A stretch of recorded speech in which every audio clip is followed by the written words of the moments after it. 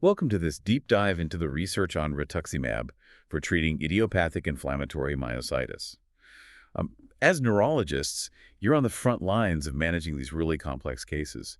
So we wanted to take a look at a recent meta-analysis and try to give you the most relevant data for your practice. Yeah, and I think it's important to remember, with IIM, it's not a single entity, right? It's a spectrum of autoimmune disorders, and that impacts how we approach treatment. Absolutely. And that's why this meta-analysis from the Journal of Clinical Rheumatology, I think, is so valuable. It looks at rituximab or RTX. And a lot of your IIM patients may benefit from this, particularly those who haven't responded to more conventional therapies. Yeah, and they looked at 17 studies over 360 patients, which, is pretty robust analysis. So let's dive into some of the specifics here. What did this deep dive reveal about RTX's effectiveness across those different IIM subtypes? Well, the headline number is an overall response rate of 70% across all the IIM subtypes. But as you know, we can't stop there. We have to kind of break down those results further. 70% is encouraging, but what does that response actually look like for these patients? So within that 70%, 13% of patients achieved complete remission, Wow. which is a, pretty significant outcome. And then 48% experienced what we call a partial response. So, a pretty substantial portion of patients saw real improvement with RTX. Now, given that variety of IIM subtypes, did the researchers find any differences in how well RTX worked for each? That's a crucial question, right, for neurologists. The analysis did show some variation. So for polymyositis, the response rate was 69%. For dermatomyositis, it was 67%. And antisynthetase syndrome came in at 70%. So, those are all relatively consistent. So it seems like RTX is showing efficacy across those subtypes. What about some of the less common forms of IM? Yeah, so interestingly, for juvenile dermatomyositis, the response rate was a bit lower at 60%. And then immune-mediated necrotizing myopathy only had data from a single study, but it showed a much higher response rate at 86%. Interesting. So there are some nuances in how effective RTX is depending on the specific subtype, and these numbers could definitely inform treatment decisions for your patients. Exactly. And, another question that often comes up in clinical practice is, the dose of RTX. So the researchers explored this by comparing two common regimens. Okay, and that's important because, different dosing strategies could impact both the effectiveness of the treatment and the potential side effects. So what regimens did they compare? So the meta-analysis looked at 1 gram given intravenously on days 0 and 14, which is a common approach.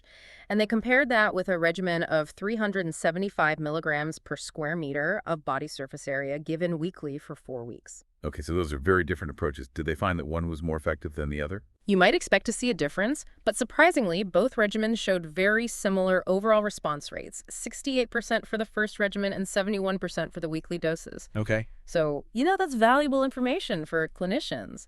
It seems like there's some flexibility there, potentially taking patient preference or other individual factors into account.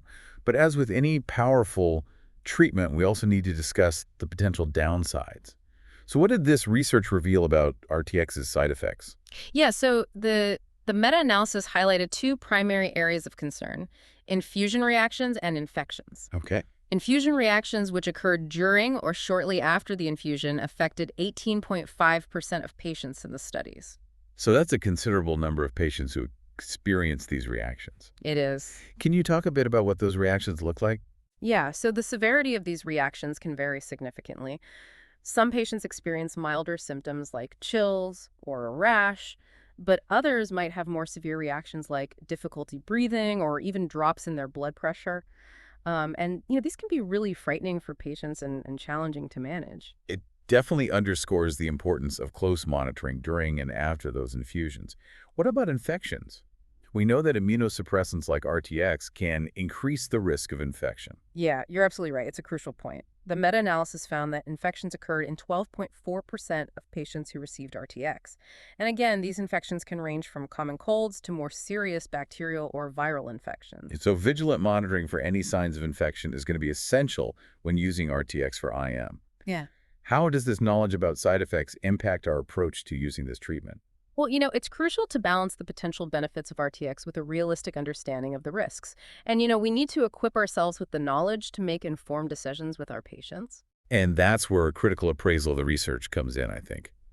Before we draw any definitive conclusions about RTX's role in treating IM, we need to consider, the strengths and weaknesses of the data itself.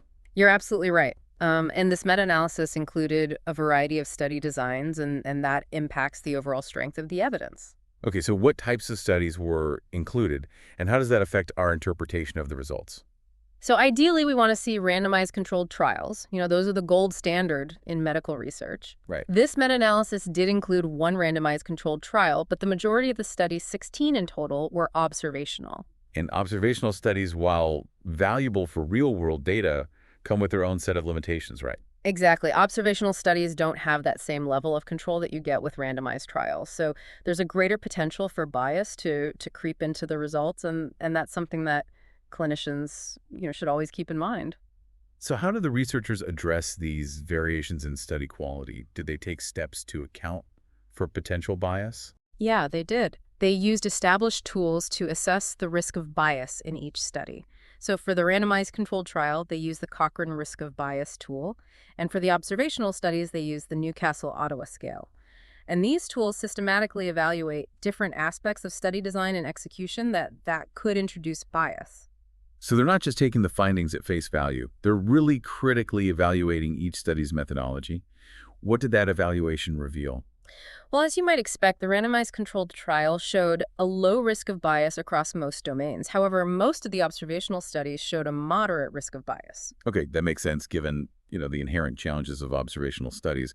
What were the primary factors that were contributing to that moderate risk of bias? So the most significant factor was the absence of a control group in those observational studies. And without a comparison group that did not receive RTX, it becomes more difficult to isolate the treatment's true effects. So while the meta-analysis offers valuable insights, those numbers come with a certain level of uncertainty due to the inclusion of these observational studies. That's true, and that's inherent in medical research. It's an ongoing process of building evidence, and we need to approach the data with a critical eye.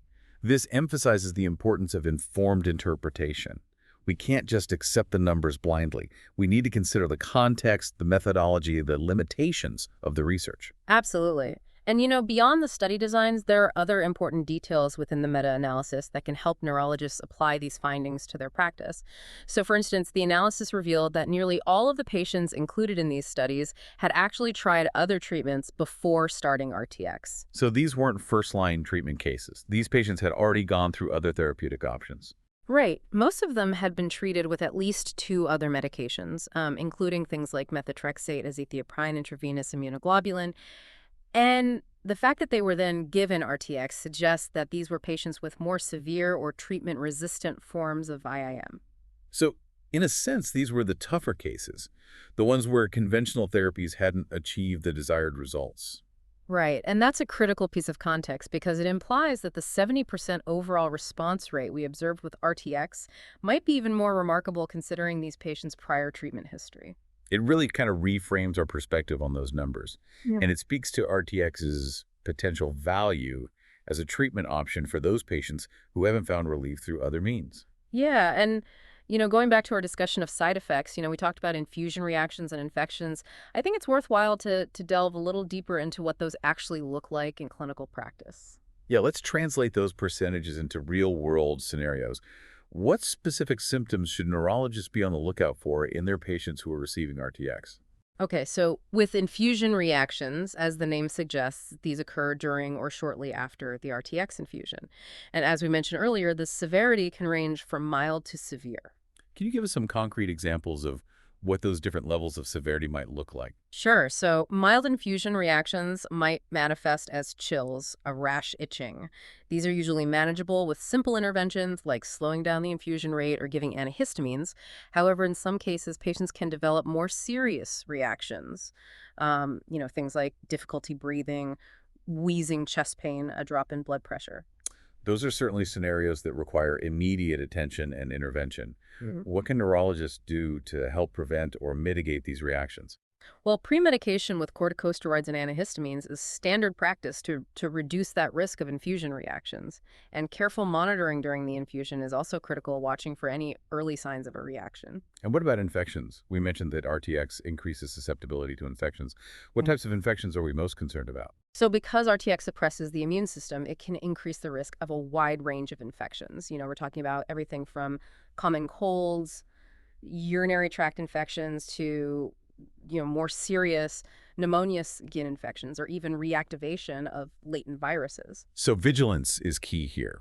What strategies can neurologists employ to manage this increased risk of infection? Well, patient education is paramount. We need to empower our patients to recognize the signs and symptoms of infection and to seek medical attention promptly if they experience anything concerning. What are some of the red flags that patients should be aware of?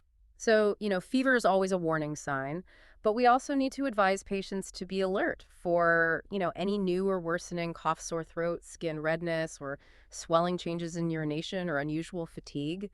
Early detection and treatment of infections is essential. This highlights the importance of, a collaborative approach to patient care. We're not just administering a treatment, we're partnering with our patients to manage both the benefits and the risks. Absolutely. It's a delicate balance, and it raises the question of how we can best personalize treatment plans for each individual. That's an excellent point. We've talked about the overall response rates and the potential side effects, but how do we move beyond those broad strokes and tailor our approach to the individual needs of each patient? Personalizing treatment is really the cornerstone of effective patient care. So how can neurologists leverage, the insights from this meta-analysis to make those individualized decisions? Yeah, that's where the art of medicine meets the science. We have valuable data, but it's only through, careful consideration of each patient's unique circumstances that we can really translate that data into the best possible outcomes. So how do we bridge that gap between the research and the reality of clinical practice? Well, first and foremost, a thorough understanding of the patient's specific IM subtype is essential. As we discussed, RTX's effectiveness appears to vary somewhat across subtypes. So we can't just apply that overall 70% response rate indiscriminately. We need to tailor our expectations based on, the specific subtype we're dealing with. Exactly. Beyond the subtype, a comprehensive assessment of the patient's overall health status, their medical history, and their previous responses to treatment is crucial. It speaks to the importance of a really holistic approach to patient care. We're not just treating a disease in isolation, we're treating a whole person. Absolutely. And patient preferences play a significant role as well. We need to engage in open and honest conversations with our patients, explaining the potential benefits and risks of RTX and empowering them to participate in that decision-making process. Shared decision-making is key to ensuring that the chosen treatment aligns with the patient's values and goals. And even with all of this information, it's important to remember that medicine is a constantly evolving field. This meta-analysis provides a snapshot in time, but it's not the final word on RTX for IM. So where do we go from here? What are some of the outstanding questions that future research needs to address? Well, one critical area is long-term outcomes. This meta-analysis focused on response rates, which are valuable, but they don't tell the full story. We need studies that examine the durability of those responses. How long do the benefits of RTX last? Do patients stay in remission, or do they require retreatment? And critically, how does RTX impact their overall quality of life in the long run? Those are really essential questions that will guide, our long-term management strategies for these patients. Another avenue for future research is optimizing RTX dosing. We saw that both regimens studied in the meta-analysis produce similar response rates. But this raises the question of whether we can achieve those same benefits with lower doses. Potentially reducing the risk of side effects by adjusting the dosage or the treatment schedule. That's a question with significant implications for patient care. And finally, the holy grail of medicine is personalization.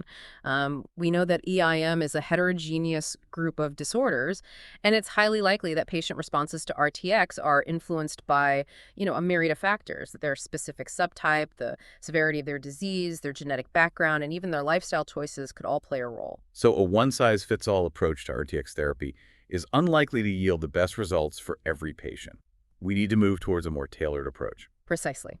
The future of IM treatment lies in personalized medicine. We need to harness the power of data using clinical information, genetic markers, biomarkers, and other emerging technologies to predict which patients will benefit most from RTX and to minimize the risk of adverse effects. This deep dive has provided neurologists with valuable insights into the current state of RTX therapy for IM.